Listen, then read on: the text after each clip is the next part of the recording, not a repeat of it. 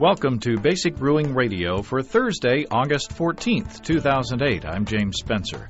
Here at Basic Brewing Radio, we're all about home brewing. Well, this week, home brewer and coffee roaster Scott Koue joins us to teach us the basics of roasting our own coffee. If we roast our own beans, our coffee beers can have an added dimension of creative control. Well, if you're new to home brewing and would like to get into the hobby for the first time, check out our website, basicbrewing.com, where you can find archives of our audio and video podcasts and our DVDs to walk you through basic and more advanced brewing techniques.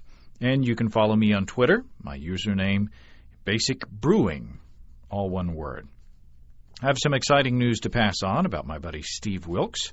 Steve's the drummer for the Claudia Burson Trio, you may remember, and they'll be taping a performance for later broadcast on the Arkansas Educational Television Network.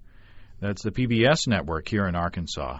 If you like jazz and you like Steve, this will be a great opportunity to see him play, to see him in action. The concert will be recorded on Tuesday, September 16th at 7 p.m. in the AETN studios in Conway, Arkansas. You can find out all the details at aetn.org. Tickets are free, by the way, so it's a good chance to see Steve play.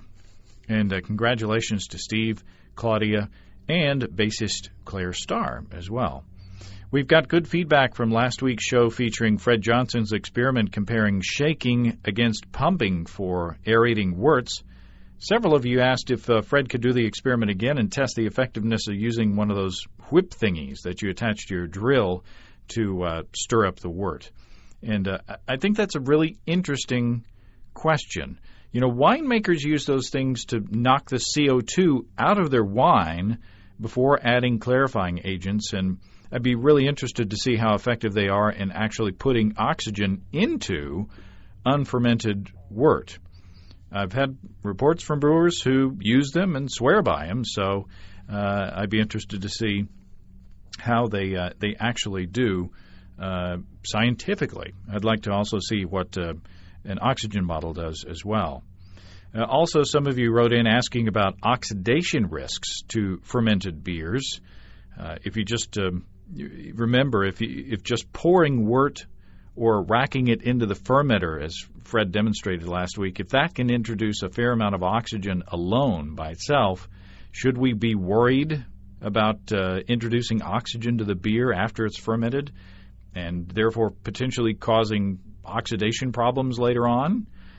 That's another good question. There are brewers who fill their kegs and carboys and bottling buckets, what have you, with CO2 before racking their beer into them to ensure that they don't have to worry about oxidation later on. However, my opinion, this is just my opinion, I think if you're just making a moderate gravity beer that you're going to be drinking in fairly short order, you probably shouldn't worry too much about that. But, if you're brewing a big beer to lay down in your cellar for a few years, taking precautions against oxidation, I'd say that may be worth your while. So, again, that's just my opinion. I've never flooded my bottling buckets or carboys with CO2 before racking into them. So I don't know. I don't have anything to compare it against. But anyway, interesting stuff. I hope Fred has time to work on another round of those tests. I've got a couple of letters this week asking for your help. The first comes from David in Montreal, Canada. David says, I brewed a strong Scotch ale 3 months ago. I tried my first one yesterday. The beer was flat, but the taste was great. I think I should have added fresh yeast at the bottling time, but I didn't. Do you have any suggestions? In the room where my bottles are, the temperature's around 71 to 79 degrees Fahrenheit. So that's good. David says, here's some details on the beer. The original gravity was 1100. Final gravity was 1017. He said he was trying for something higher. The beer was in the bottle for 5 weeks before I tasted it yesterday. Is there any way I can save it? Well, David, it probably wouldn't have hurt to pitch some fresh yeast in there at bottling time. You've already waited 5 weeks. But one option, however, is to wait some more time. There probably is some good yeast in the beer. in all likelihood. It'll be tired and weak from doing all that fermentation, but, it still may do some good over time. Other than that, I don't know. I suppose you could pop open every single bottle and add a little bit more yeast in each one, but that seems kind of tricky. So I don't know. What do you think out there? Have you been able to fix a big flat beer after it's been in the bottle? If so, drop me a line and we'll pass that information on to David and the rest of us, by the way. I had another letter from John, and I'll leave out any more details about where he's from, and you'll see why probably in a second. John was in a situation in a group tasting at a homebrew club meeting, and he tasted a brew with some fairly obvious flaws. Now, this was a tricky situation because the brewer had said that he was really proud of that beer and was anxious to share it with everybody. But neither John nor anyone else had the courage to speak up and tell the brewer that the beer apparently had some problems that could potentially be fixed the next time he brewed the recipe. Now, we've all been in a similar situation. Brewers give you a beer that they're really excited about, and you detect something in there that shouldn't be there. But the easiest thing to do is just to say, hey, that's great, and be done with it. However, if we taste something that's not right, I think we probably have a duty to point it out. I mean, how else is the brewer to improve? So my question to you is this. If you come into that situation, how do you handle it? How do you give constructive criticism without discouraging a fellow brewer or embarrassing them? Shoot me a note. Let me know. You can write to james@basicbrewing.com or just use the contact form on basicbrewing.com. And please don't forget to tell us where you're from, and please check your email address. Now, a while back, we did a show on brewing beers with coffee.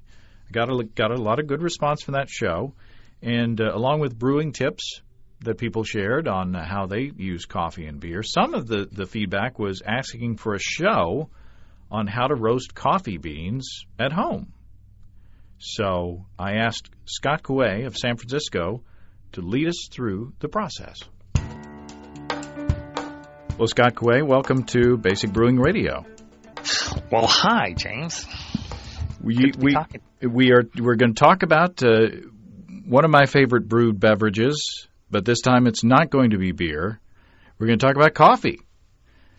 Yeah. Well, the good part about coffee is it brews a lot faster. Yeah. It's much better for impatient people. Yeah. What if we had to brew 5 gallons of coffee at a time? Wait a month. I think I'd rather drink 5 gallons of beer than 5 gallons of coffee. Yeah, it would probably be a different world. Yeah. We all get a lot more done, and we never go to bed. Yeah, but we'd be really anxious.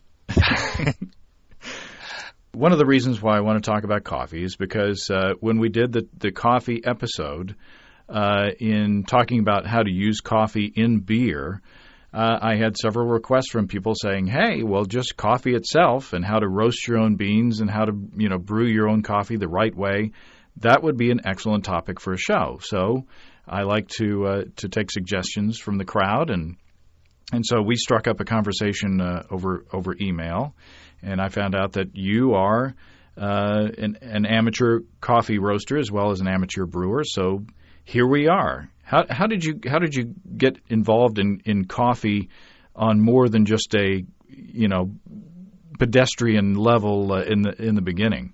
Well, there's a couple of big roasters in the Bay Area and a lot of little small ones. So the Bay Area sort of has pretty decent coffee, but it tends to be sort of pricey. And at one of the numerous economic downturns, somehow it came up. I tried roasting coffee, like many years ago when I was young and handsome. And my sister got me a popcorn popper, which a lot of home coffee roasting devices are essentially souped up air popcorn poppers. Really? Yeah. Because one of the things is you have to get the beans really hot. They're close to 500 degrees when they're doing their thing. And to avoid scorching them, you have to keep them moving and get really even heat. So the air naturally does that. It blows over it and it makes them bounce around, and so you can get a very even roast if you're using an air popper. So anyway, I tried it, and I went down to the local big coffee place and talked them into giving me some green beans, and I roasted them, and they smelled horrible. And I tried it a few times, and I brewed it up, but it was rather nasty, and so it went on the shelf, and I popped popcorn instead. Now, does that ruin the popcorn popper after you've tried to roast coffee beans in it? It's fine. If you roast, there's a few you have to go on the sites and find out which ones, because a lot of the modern ones don't have enough wattage, and they have like thermal sensors that you have to disable because they'll turn the temperature off too low. And if you go too low, you sort of end up baking the coffee instead of roasting it, and it doesn't work so well. One of the problem with the air roasters is they tend to roast really fast. Mm-hmm. So the folks who like the sort of big-bodied, slow kind of coffee you can get with a big commercial roaster, you need like a drum roaster. And the air roasters tend to go too fast for that. There's lots of ways to I mean, coffee has got more people with more geeked out systems than beer. There are folks who've got computer-controlled thermostat things. I mean, they'll start off with your air popcorn popper, and then it's got wires coming out all over it with computer programs controlling the temperature and the fan and the this and the that. I mean, they get crazy about this stuff. I am a very laid-back coffee roaster. I got the little air roaster. It roasts about 1/8 of a pound. And I pop it in, turn it on, and roast up a batch. It takes about 6 minutes. Coincidentally, I have here in my little studio the Wherever popcorn pumper that I got back in 1983 when I went off to college. That may be the I think that's the model that's the big hot. People go to like garage sales and stuff because it's the older models. Oh yeah, this sucker gets hot. I mean, it's nothing but a big it's just heat. It's just heating elements with a fan in it. That's the roaster I use is called the Fresh Roast, and that site I mentioned, sweetmarias.com, is there's other ones around. I'm not sure what the good ones are necessarily, except Sweet Maria's they're a high-end importer. Well, high-end is not. He's a coffee taster. He actually goes to these tasting competitions, and he's judges things. And they import small batches of coffee that he likes. So what they have depends on what he's tasted and what he's like, and they don't buy the huge batches, and a lot of times they're from farms they actually have visited. If it's in like South and Central America, they may well have been to the place where they're growing it. But they have a lot of stuff where they have tasting notes on coffee, so you can look at specific varieties that they have or other people might have, and tasting notes on that batch from that year and whatever. So what kind of varieties? I assume that you first start off when you're looking for the beans. You first start off at looking at the different varieties of the beans and where they come from in the world. Does it really make a difference? I mean, can a layman who's used to drinking, Folgers from the carafe at work, can we who don't know much about coffee, can we tell very readily the difference between these coffees grown in different regions of the world? Yes. Folks who are used to American roast tends to be pretty light. Like Folgers is a pretty light roast coffee as opposed to. See, I'm not sure what's back there. There's a company called Pete's, which is big in California. Came out of I think Berkeley or Oakland, and they're sort of like a micro Starbucks. There's a lot of Pete's, and they tend to roast really dark. Starbucks tends to roast really, really dark. Among the coffee snobs, it's referred to as Charbucks. And the thing with the roast, the folks who are into roasting coffee will tend to, a lot of folks come from the heavy roast stuff, and the folks who are very into roasting coffee tend to go for much, much lighter roasts. And the difference is that when you're in the really dark, black, greasy bean kind of roast, the flavor profile has a lot more to do with the roast than it does with wherever the beans came from. Because now you're dealing with a lot of carbon and char and that kind of stuff. When you get lighter, and some of these folks roast really, really light, like, light tan color on the beans, it becomes much more about where it was grown. I grew up in the dark roast, and that was what I started off trying to do. And Sweet Maria's makes a blend that'll hold up to that with the idea of doing that. So it's a blended green beans, and they're sort of designed to roast really dark. But most beans don't. It's sort of silly to spend much money on beans and then roast them that dark. So a sort of medium kind of, mahogany kind of color is generally where I'm at, which is, I think, officially called something a City Plus. And especially if you're a lighting roaster, you can roasting lighter, you can taste the difference from different areas. South America tends to be lighter. Mexico is sort of light. They call them acidic, and I mean, if you look at the tasting notes on these things, it looks like a wine tasting notes. Citrus flavors with blueberry and blah blah blah. So it sounds like to me, as far as using the coffee in a brew, a beer, it seems like to me that you owe it to yourself to kind of look at, especially if you're going to roast your own, look at these tasting notes and choose. It would be fun to choose a coffee that would pair well with different styles of beer. I mean, people tend to talk about, coffee porters or coffee stouts or, the darker. But it seems like to me that it would be interesting to pair a different tasting coffee with a different style of beer. I hadn't really thought of it that way, but you're right. I had the chance to watch a local coffee roaster work, with it was large to me, a large coffee roaster in the back of this little coffee shop.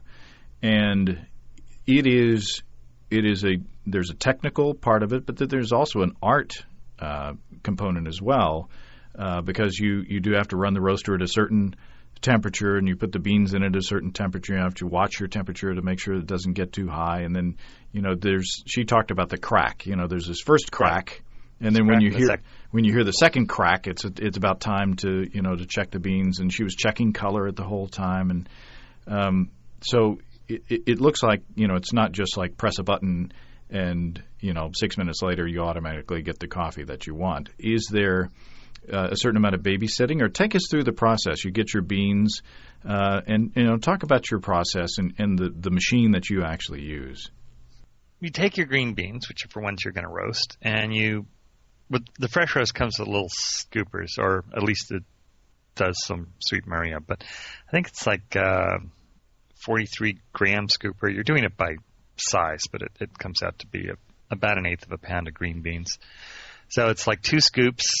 You put them in the fresh roast. You put the top on, which looks a little like a mortarboard. It's sort of big round or some kind of alien hat. Anyway, you put that on, which catches the chaff that I think we talked about. That as the beans heat up, they blow off their skins, and you have this papery, thin skin stuff that will go all over the place if you just do it without a catcher on top.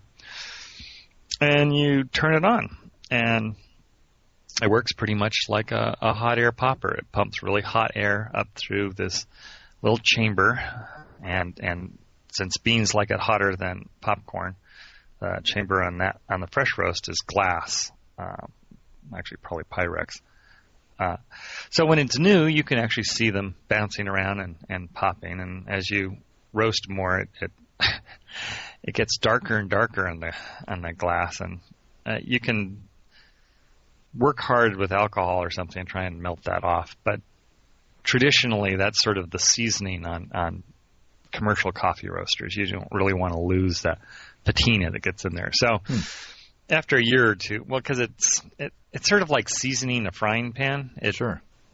I don't know, but after a year or two, it gets a little hard to look through the glass. A lot of people clean them at that point so they can see it again because they like watching the beans pop. But your timing on how you're roasting has mostly to do with listening to the beans and smelling. So it doesn't really matter that you can't see them. And commercial roasters, you can't see them unless you scoop some out. So you turn on the timer. It has a little sort of like a kitchen timer thing, and it turns it on. And it goes along, and maybe 4 or 5 minutes in, you'll start getting the first crack.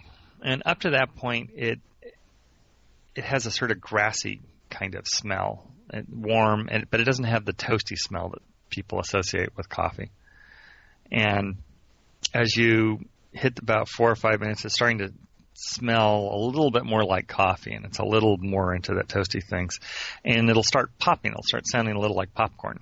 The kernels puff up. They don't puff up the same way that popcorn. They don't explode into little flowers, but the beans themselves get almost twice as large. So, and they're popping internally from all the stress of that. And you start hearing this pop, pop, pop, pop, pop, pop.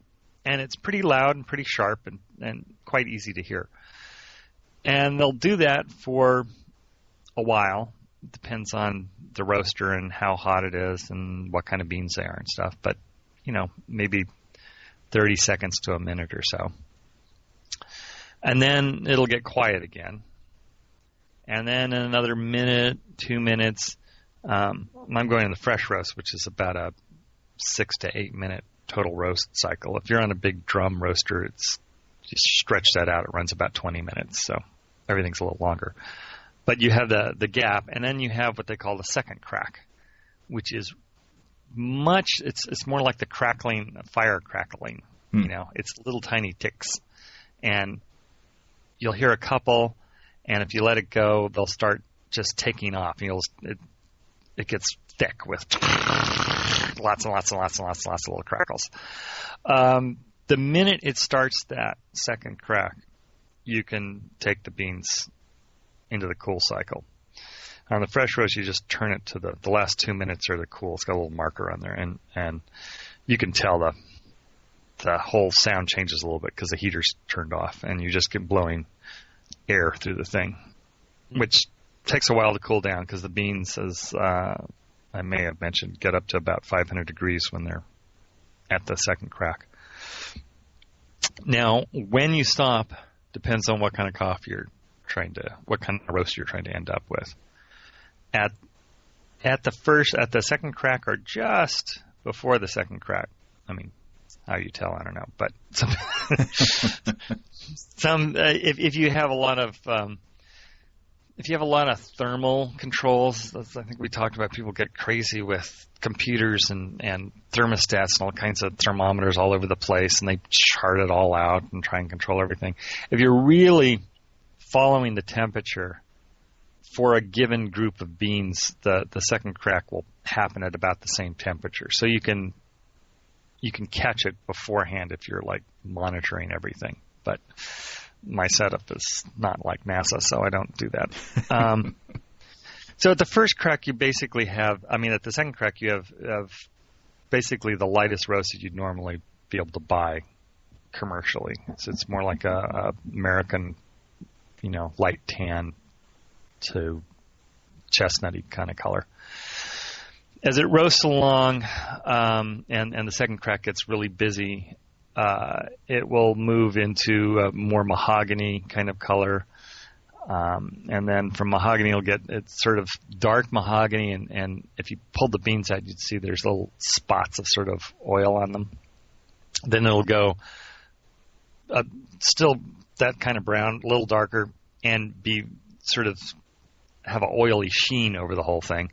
And if you keep on going, they'll turn black and be real shiny, which is what people think of as like Italian roast. If you buy whole bean Italian roast, they're usually black and oily, and if you get them cold, they stick together. And that's at that point, the bean is pretty much thoroughly charred, and the flavor you're going to end up with has more to do with the heavy roast than it has to do with where the beans came from. So you're losing the nuance of the regionality at that point if you take it to that extreme. Yeah, I mean, it's not true that they all taste the same, but they taste a lot more. Beans from anywhere taste a lot closer to the same once you've hit the dark roast stage. So if you want to get into coffee roasting, and you don't want to invest in even, say, an $80 roaster, are there low-tech ways, like my antique popcorn pumper, that you can get into just trying a very small batch of roasting? Yeah, there's actually a number. One is your popcorn roaster, which a lot of people use. The certain models, and I'm not sure which ones, but they're not ones currently sold, tend to put out a lot of heat. I think before the government made them safety conscious and said you can't. After dorm rooms were set on fire and such as that. well, ones now have a whole bunch of thermo fuses. So if it gets too hot, it just the little fuse blows in the heating element, and they won't start up again. So people use those, take them apart, and bypass all the safety devices because popcorn pops at a lower temperature, and some of the early air popcorn poppers just had go for it. But the problem is if things get stuck in there or with coffee beans, they won't pop out of the popper. You can start a fire because you're way above the what paper burns at 350 degrees or something like that, and you're running around 500. Your pizza oven temperatures in there. I think it's Fahrenheit 451. I think is the. Oh, okay. You're right. 350 is a little low, isn't it? Anyway, math challenge and science challenge. What can I say? It's my science fiction background that. Yeah. I was thinking I just had the numbers transposed. Anyway. So if you can't find a wherever popcorn pumper on eBay or in your closet somewhere, what other things are there? Well, the first thing a lot of other folks are using are other popcorn poppers, like the stovetop whirly ones. It's got like a clear lid and a crank, and it stirs the beans around. You can do that. That works fine. You're on the stovetop, so it's going to produce – coffee produces a fair amount of smoke when it's roasting. And the more beans you roast and the darker you roast, the more smoke you get. So if you're looking to roast a pound to a really dark roast, you're producing a lot of smoke. So if you're going to do it on the stovetop, you really want to have a good exhaust fan, or your house is going to look like a fire zone. You can do it on a barbecue outside. People do that. That works fine. Your neighbors will all come over for coffee afterwards. You get that burnt toast smell at the end of the roast that everyone goes, "Oh, coffee." So that works fine. Those are really cheap, and you can often pick them up used. Another stovetop method is a wok. You get a wok and one of those bamboo spatulas, and you just stir them. That works fine. And then the weirdest and maybe most fun is to go get a big dog bowl, stainless steel dog bowl, and a heat gun. And you, again, take that heat-proof spatula, and you just play the heat gun on the beans in the coffee and in the dog food bowl and stir them with a spatula so they stay nice and even, and go on the back porch, because with that kind of method you're blowing air on it, so again the chaff's going to blow all over the place, so you want to be outside. With the stovetop and the other ones, the chaff will probably just burn up inside, which is not a big deal. or it'll be sitting on top of the beans, and also not a big deal. So that's about as low tech. There's also a bunch of folks which is a more expensive route, but if you're going to roast a lot of beans, it's cool. They have adapted rotisserie things. So you can stick them in your barbecue, and you've got a big drum in there, and you can put in like 5 pounds and turn it on and pretend like you're barbecuing, but you're actually roasting coffee. That works pretty well. I mean, people really like it. I don't roast that much, so it's sort of a waste. And there are actually dedicated, converted, like Foreman grill with a rotisserie thing that'll go. I mean, people have done endless stuff. And if you want to go totally antique and old-fashioned, there's these things that look sort of like it's like a stand with a cast iron bowling ball with a little door in it, and it's the old school top of the stove roaster. So you have a crank, and it rotates this globe that's the ones I've seen are cast iron. And it's the thing that sits on the burner itself holds it up like sticks on a spit kind of thing. So you're rotating this ball, which is you put coffee beans in, and you can't see anything, and I'm not sure how much you can hear, but the quality of coffee they were roasting was probably so bad it didn't make that much difference. So I think they're cute, but I don't own one. So can you use the coffee right after you roast it? Yeah, the recommendation is to let it rest for somewhere between 2 to 4 days. But I don't. I have. There's a slight difference. I think if you were making espresso, there would be a much more noticeable difference. A lot of people who roast are very into espresso. And espresso is such a concentrated extract of the coffee that little things can make a big difference. So right after it's roasted, there's a lot of CO2 trapped in the beans. And CO2 has a sour flavor. So really fresh roasted and brewed coffee will tend to have more of the tart flavors. I mean, it's not sour, but they call it bright. Sort of like in wine. It's bright.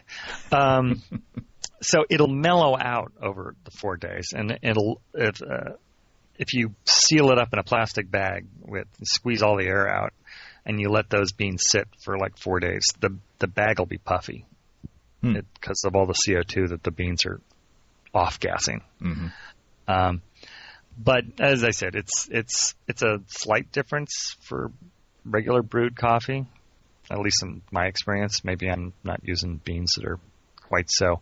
Central America and South America, beans tend to be brighter in the first place, a lighter roast and more acidic. Acidic in a good way, not acidic in a sort of like lemony kind of way, rather than people talk about coffee and acid, and they're talking about it sort of battery acid kind of. Swallow it and you feel it burn all the way down. That's the coffee that's been on the burner for 2 days.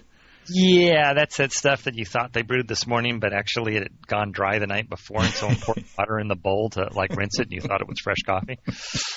Yeah. I think I've done that. Yeah, I've done that too. It's an experience. So I've got a coffee grinder, but I've got one of those handheld things that's got the propeller in it, the little whirligig in the top. I take it that's what they're called, whirly blade. The whirly blade. Well, I take it that's probably not the best method. Yeah. I had one of those, then I had a cheap grinder, then I had have a sort of low-end commercial grinder that I found on eBay. Folks who are into espresso, especially, are very into their grinders, and they drop some extremely serious change on these big grinders that could grind, 20 pounds a day without breaking a sweat, and they're grinding 16 grams at a shot for an espresso thing. They'll last forever. For an espresso, it's very important because the difference between the different kind of grinders and even the cheap burr grinders is the burrs will tend to sort of wobble because they're inexpensive and they're plastic and they're put in there and they're trying to make drip coffee thing, and that's easy. But in espresso, you've got a basket with little teeny holes, and it's very easy to clog those holes. And if you clog them, it's not good for your espresso. Also, the coffee extracts at a certain pace.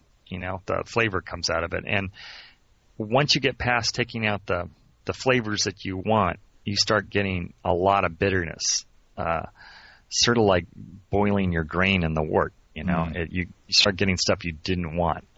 So the ideal grind for a coffee lets you get all the flavor you want out and stop before you start extracting all that. It probably is tannin, actually. But you get this nasty kind of flavor. And if you've gone to Truck Stop Coffee, you've tasted that flavor. So with a whirly blade grinder, some of the stuff is dust and some of it is much larger. And when you're brewing, the really dusty stuff will extract almost instantly, and then for the rest of the time the water is going through, it's just adding nasty bitterness. Where the larger ones might not even get all their flavor out because the water hasn't had a chance to get into them enough.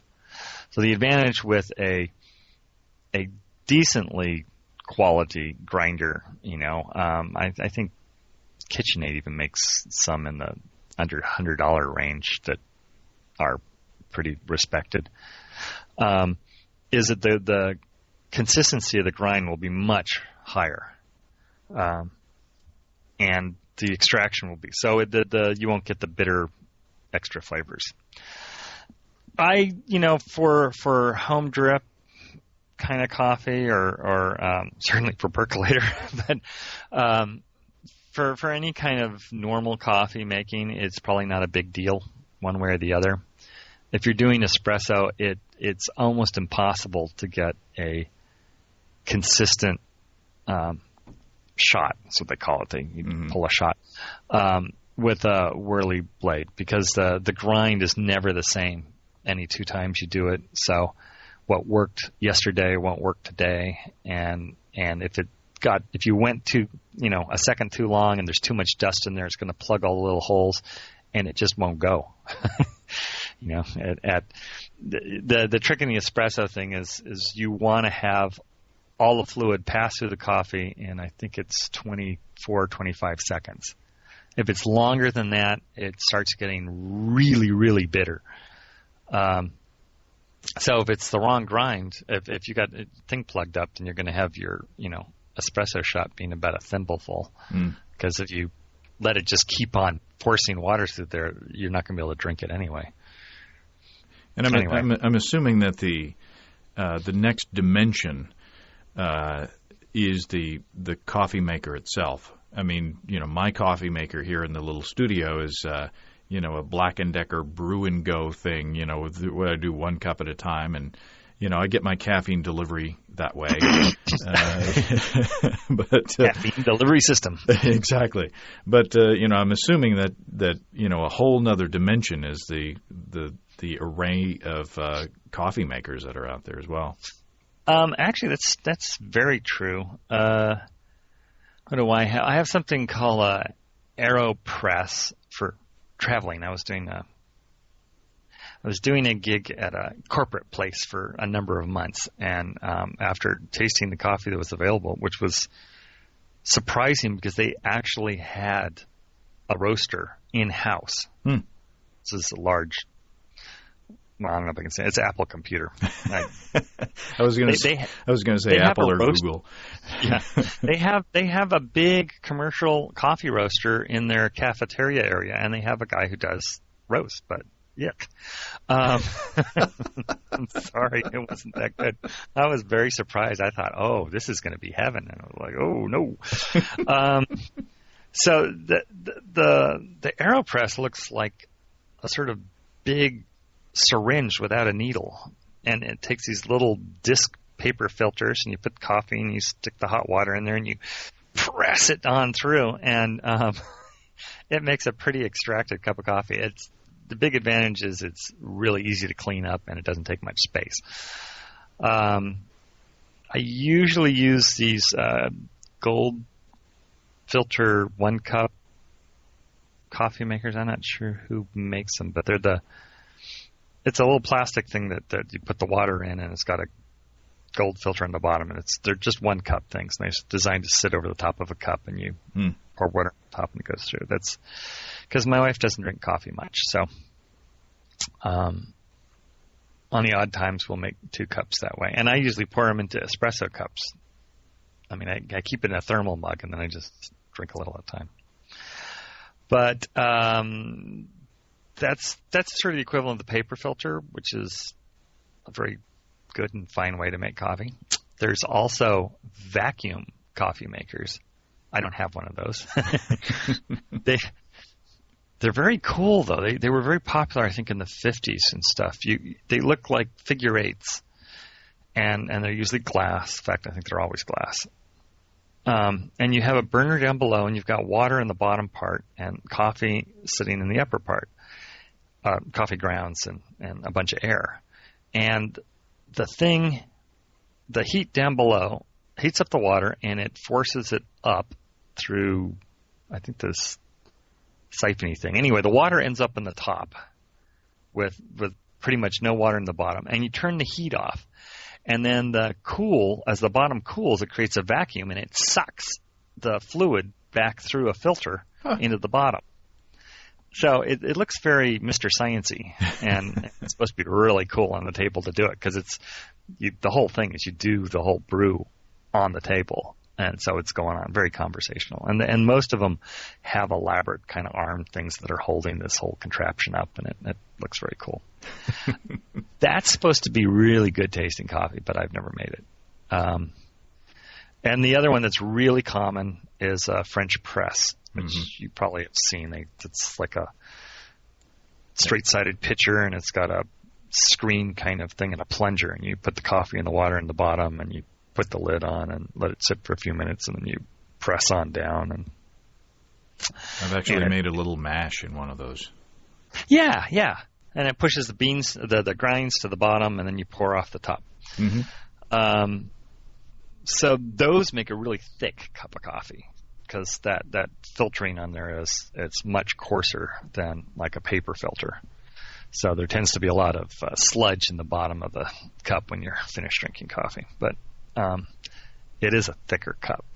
You know, some mornings you might want to have that French press.